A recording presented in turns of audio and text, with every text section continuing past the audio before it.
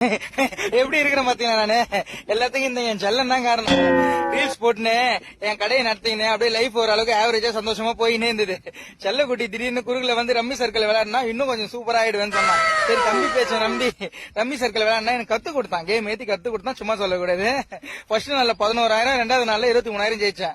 3வது நாள் கடையை நடத்த தோணுமா, கடையை க்ளோஸ் பண்ணிட்டு ரம்மி சர்க்கிள் ஃபுல்லா இறங்கிட்டேன். அந்த 2 நாள் ஜெயிச்சேன், அந்த காசை ஒரே நாள்ல விட்டுட்டு அப்புறம் என் ஃப்ரெண்டு கிட்ட ஒரு 50,000 கடன் வாங்கி அதில் ஆனா அதையும் விட்டுட்டேன். அதுக்கப்புறம் எங்க வீட்டுல எங்க ஒய்ஃப் நகை ஃபர்ஸ்ட் வச்சேன், அப்புறம் 2வது வித்துட்டேன்.